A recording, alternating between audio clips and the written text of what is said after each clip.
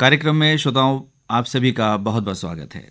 आज एक बहुत ही महत्वपूर्ण विषय को लेकर हम उपस्थित हुए हैं और वो विषय है मूड डिसऑर्डर। और इस विषय पर बातचीत के लिए हमारे बीच हैं चिकित्सक मनोवैज्ञानिक डॉक्टर बीना कृष्णन। डॉक्टर कृष्णन, बहुत बहुत स्वागत है आपका कार्यक्रम में। नमस्कार।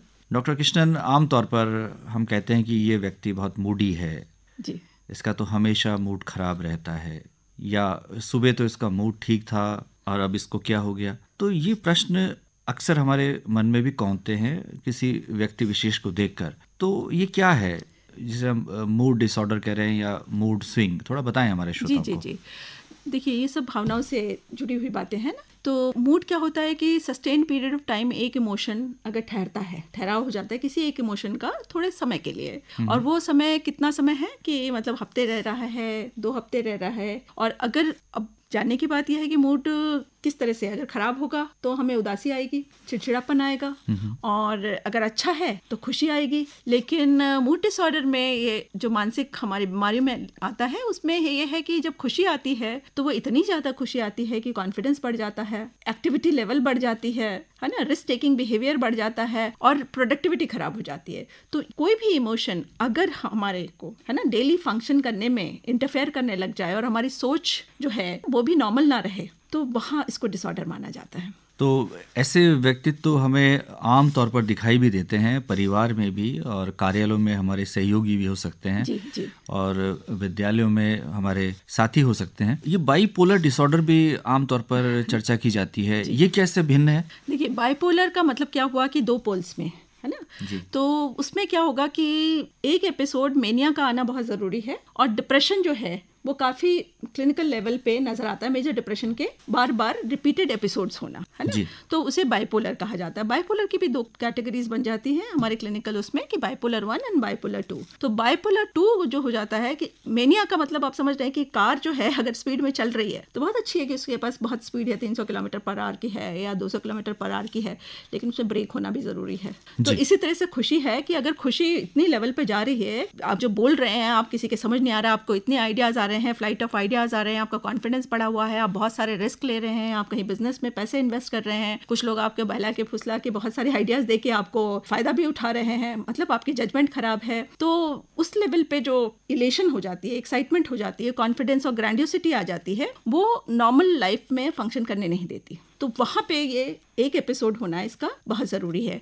और ये कैसे पहचान लेना है कि एक वीक अगर कुछ एक्साइटमेंट लेवल मेंटेन होने लग रही है तो तुरंत 1-2 दिन में भी पता चल जाता है, इतनी हाई होती है नहीं है कि नोटिस हो जाती है। तो तुरंत के तुरंत इसमें हमें मेडिकल इंटरवेंशन लेना चाहिए, साइकियाट्रिस्ट को विजिट करना चाहिए, तुरंत दिखा लेना चाहिए, और विद इन डेज ये कंट्रोल हो जाता है। अगर ट्रीट नहीं करेंगे तो ये इसका पीरियड कुछ कहा नहीं जा सकता कि 2 महीने तक रहेगा, 6 महीने तक रहेगा, क्योंकि बाइपोलर है ना, साइक्लिक हो जाता है ये, है ना। फिर उस फेज को खत्म करने के बाद दूसरा फेज शुरू होगा जी। तो इसमें दोनों एपिसोड्स आएंगे। डॉक्टर बीना कृष्णन, ये भी थोड़ा अजीब सा लग रहा है कि खुशी के भी अलग अलग लेवल होते हैं। जी, खुशी के उसमें जो कहना चाहिए ना कि रिस्क टेकिंग इतनी बढ़ जाती है कि मैं कुछ भी कर दूंगा और मैं गॉड से कम नहीं हूँ, कॉन्फिडेंस इस लेवल पे है, तो उस व्यक्ति को संभालना मुश्किल हो जाता है, चाहे वो फीमेल है चाहे वो मेल है ना, उसको संभालना मुश्किल हो जाता है। तो क्या ये पुरुषों में अधिक देखा जाता है या महिलाओं में? ये बराबर में देखा जाता है जी, है ना, इसको हम बराबर में देखते हैं।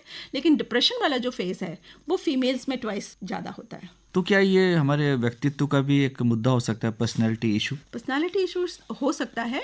जैसे पर्सनालिटी में बहुत सारी चीज़ें आ जाती हैं कि अगर हमारी जो यूनिकनेस है, हम किस तरह से कोई चीज़ सोचते हैं, अपने आप को प्रेजेंट करते हैं, किस तरह से बातें करते हैं, वो हमारी पर्सनालिटी का कंसिस्टेंट एक पैटर्न हो जाता है। तो उस कंसिस्टेंट पैटर्न में एक व्यक्ति पहचाना जाता है कि वो ऐसा है। तो इसमें क्या है कि उसमें इंटरफेरेंस आ जाती है। हाँ, इसमें पुराने टाइम में ये जरूर बोला जाता था, कुछ स्टडीज आती थी और पहचान होती थी कि जो लोग ज़्यादा मोटे हैं, पिकनिक बॉडी टाइप हैं, है ना, तो उनके ऊपर जो है ये बाइपोलर या मैनिक फेज ज़्यादा आता है, इस तरह से कहा जाता है। तो ये बॉर्डरलाइन पर्सनैलिटी क्या होती है? आपने बिल्कुल अच्छा सवाल पूछा है इसमें कि जब हम अपने इमोशंस को रेगुलेट नहीं कर पाते और बहुत इम्पल्सिव हो जाते हैं, जो सोच रहे वही करना है हमें, है ना, और एंगर मैनेजमेंट भी बहुत पुअर हो जाता है। देखिए, इमोशंस 2 लेवल पे तो हमने बात कर ली, डिप्रेशन और है ना इलेशन की, पर चिड़चिड़ाहट और बेचैनी ये भी बहुत होती है तो ये जो पर्टिकुलर पॉपुलेशन है जिसकी हम बात कर रहे हैं, बॉर्डरलाइन पर्सनालिटी इश्यूज जिनको हो जाती है, उसमें भी मूड रेगुलेशन की बहुत बड़ी प्रॉब्लम होती है। मूड उनके कंट्रोल में नहीं रहता, डिप्रेस्ड होंगे तो बहुत ज़्यादा डिप्रेस्ड, सेंसिटिव होंगे तो बहुत ज़्यादा सेंसिटिव होंगे, उनके रिलेशनशिप किसी के साथ ठीक नहीं चलेंगे और इम्पल्स कंट्रोल बहुत पुअर होगा, गुस्सा बहुत तेजी से आएगा और वो काफ़ी अगेन सेल्फ हार्म बहुत ज़्यादा होता है। सुसाइड का रिस्क इन सारे मूड डिसऑर्डर्स में बहुत ज़्यादा होता है, इसमें भी बहुत ज़्यादा होता है। तो ये पर्सनालिटी इशू है जिसमें कि मूड रेगुलेशन काफ़ी पुअर हो जाता है। तो डॉक्टर बीना कृष्णन, क्या इसके पीछे जेनेटिक कारण है या ब्रेन बेस्ड है, क्या कारण है इसके? जी, ये जीन्स जेनेटिकली तो कैरी होता ही है, साइकोटिक डिसऑर्डर के तहत आता है ये, और अगेन ब्रेन की फंक्शनिंग को इम्पेयर करता है, न्यूरोकेमिकल्स के बैलेंस को खराब करता है, और हमारे कुछ हम जीन्स भी इनहेरिट करते हैं, कुछ लोग जो ट्रांसपोर्टर्स हैं सेरोटोनिन के, उसमें भी एक कंसिस्टेंट पैटर्न देखा गया है कि कुछ पीपल के फैमिलीज में वो अवेलेबल नहीं होता है, तो वहाँ वो बार बार रिपीट होती है, disorder generation to generation repeat होते देखा गया है। तो जेनेटिक बेस तो है इसका। तो इसको पहचाना कैसे जा सकता है? साइन एंड सिम्टम्स क्या है? प्रेसिपिटेट करने के लिए मतलब कभी इसको लिंक किया गया है, लाइफ इवेंट्स के साथ भी लिंक किया गया है कि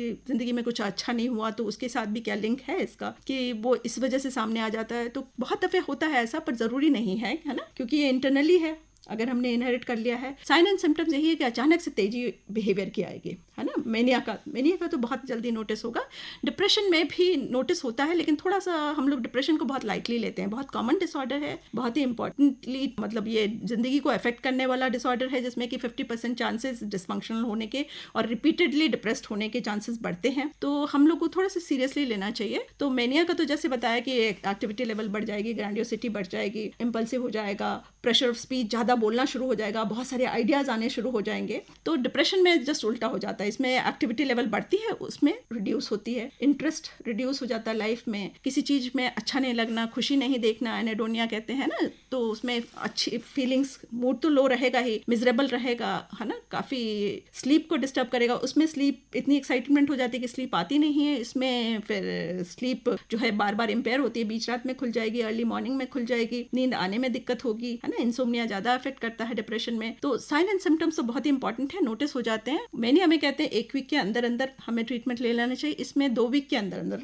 नजर आ जाता है consistency of the symptoms repetition, तो हमें हेल्प ले लेनी चाहिए। डिप्रेशन के भी क्या प्रकार होते हैं? बिल्कुल बिल्कुल, बहुत अच्छा सवाल है। डिप्रेशन, मेजर डिप्रेशन जो है वो साइकोटिक डिप्रेशन में, उसमें हमें हो सकता है कि हम हैलुसिनेट करें कि हमें कुछ लोग परेशान करना चाहते हैं, हमारे बारे में बात कर रहे हैं, या फिर ऐसा लगे कि डेल्यूशंस भी आएंगे कि मुझे नुकसान पहुंचाना चाहते हैं, गिल्ट बहुत बढ़ जाता है ना, तो वो बिल्कुल डिसफंक्शनल कर देता है हमें, हम लाइफ को लीड नहीं कर पाते, किसी भी तरह से प्रोडक्टिविटी हमारी खत्म हो जाती है। और अगर हम आए तो अटिपिकल डिप्रेशन है, बड़ा कॉमन है, जिसमें कि हम लाइफ को थोड़ा बहुत मैनेज करते चलते हैं, पर फंक्शन लेवल उतना नहीं आता जितना होना चाहिए।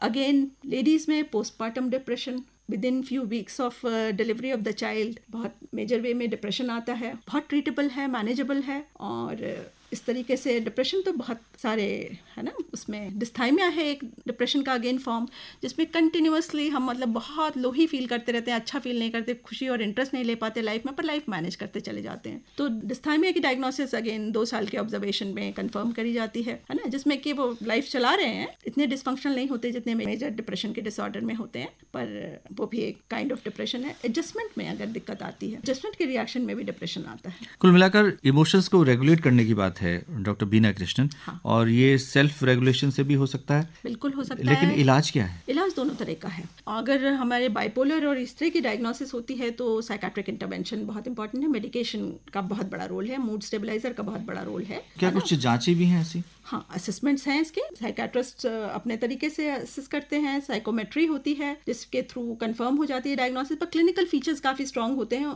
उसके थ्रू भी ये इजीली डायग्नोज हो जाता है और सिम्पटम्स बहुत क्लियरली पहचाने जाते हैं, तो तुरंत हेल्प ले लेनी चाहिए। दवाएं इसमें कारगर हैं, बहुत ज़रूरी है। और बहुत दफ़े दवाई के साथ थेरेपी भी, क्योंकि इंसाइट मेंटेन करनी है, लाइफ को वापस मैनेज करनी है। और डिप्रेशन में तो कॉम्बिनेशन दोनों का, मेडिकेशन का भी और साइकोथेरेपी का भी बहुत बड़ा रोल प्ले करती है। एक चीज से पूरी है ना ट्रीटमेंट कंप्लीट नहीं हो पाती है, फंक्शनल लेवल नहीं आता है। तो दवाएं लगभग कितने समय तक लेनी होंगी? ये तो काफी लंबी चलती है। इट्स लाइक डायबिटीज, जैसे इंसान को हो जाता है तो दवाई उसे लेनी पड़ती है, क्योंकि साइकोटिक डिसऑर्डर है। तो इसमें जो थेरेपी की बात आपने की है, वो थेरेपी के बारे में थोड़ा बताएं कि किस तरह से दी जाती है। बहुत अच्छा सवाल है। देखिए, डिप्रेशन में क्या होगा, हमारी सोच नेगेटिव हो जाएगी। नेगेटिव थिंकिंग को हमें काबू करना बहुत ज़रूरी है, और जो नेगेटिव थिंकिंग उस वक्त आ रही है वो हम डिप्रेशन के नज़रिए से ज़िंदगी को देख रहे हैं। तो जब डिप्रेस्ड माइंड किसी चीज़ को देखेगा तो वो हर चीज़ की मीनिंग डिफरेंट निकालेगा, तो वहाँ पे उसको ठीक करना बहुत ज़रूरी है। बहुत दफ़े हम क्या करते हैं कि ओवर जनरलाइजेशन कहते हैं ना, कि अगर मेरी सब्जी जल गई है तो इसका मतलब I am a bad mother, क्योंकि मैं बच्चों को खाना नहीं खिला पाई, I am not a good person also. तो एक छोटी सब्जी क्यों जली है? क्योंकि देर तक छूट गई थी गैस पे, या तेज गैस था। इतना पर्सनलाइज करना सिचुएशन को ज़रूरी नहीं होता, पर एक डिप्रेशन का पेशेंट जो है वो हर चीज़ को बहुत पर्सनलाइज करता है ना। Overgeneralize, I am a bad person only, I am a failure completely in life, है ना, मैं बिल्कुल कुछ भी नहीं कर सकता, जिंदगी मेरी बेकार है, मेरी तो किस्मत ही खराब है। तो इस तरह के जब स्टेटमेंट और सेल्फ टॉक होती है तो डिप्रेशन बढ़ता है और मेंटेन होता है। तो ये जो चैलेंज है, ये कॉग्निटिव बिहेवियर थेरेपी के थ्रू इसको चैलेंज किया जाता है, और वो सीखना बहुत ज़रूरी है। इसलिए सीबीटी एक क्लिनिकल साइकोलॉजिस्ट के पास जाके थेरेपी लेना बहुत ज़रूरी है। ये बहुत ज़रूरी है कि इलाज कराया जाए और इमोशंस को रेगुलेट किया जाए, क्योंकि ये कहीं ना कहीं व्यक्तिगत स्तर पर, परिवार के स्तर पर और समाज के स्तर पर भी नुकसानदेह हो सकता है। आप क्या मानती हैं? बिल्कुल बिल्कुल, बहुत ही इम्पॉर्टेंट है कि हम तुरंत इसका इंटरवेंशन करें और पहचानें बीमारियों को, इसे इग्नोर ना करें। जैसे अभी कभी किसी में तेजी आई तो हम उसके पर्सनालिटी से अलग बात हो रही है तो हम क्या समझेंगे कि ऊपर की हवा लग गई है या कोई बीमारी है, मतलब इस तरह की बात हो गई है, तो हम उसका ट्रीटमेंट ना दे करके हम और तरीके अपनाते हैं। तो उसमें क्या है, समय बर्बाद होता है, और साथ में जो केमिकल ब्रेन में आ रहा है वो ब्रेन को भी अफेक्ट करता जाता है। तो जो 1-2 दिन के अंदर उसके सिम्टम्स को कंट्रोल कर लिया जाए वो पॉसिबल नहीं हो पाता अगर हम देर करते हैं। तो इसके लिए तो ट्रीटमेंट बहुत ही इंपॉर्टेंट रोल प्ले करती है। इसमें परिवार का और जो समाज है उसकी क्या भूमिका देखती हैं आप? देखिए, सपोर्टिव एनवायरनमेंट होना, अंडरस्टैंड करना और जज नहीं करना, स्टिग्मा नहीं क्रिएट करना मेंटल हेल्थ की प्रॉब्लम्स को लेकर के, कि भूत प्रेत और इस तरह से डर बैठा लें कि उसको मतलब उसके पास नहीं जाना है या बहुत ही गलत कुछ हो रहा है ना। तो एक वार्म सपोर्टिव एनवायरनमेंट बना के, जहाँ घर में जहाँ पे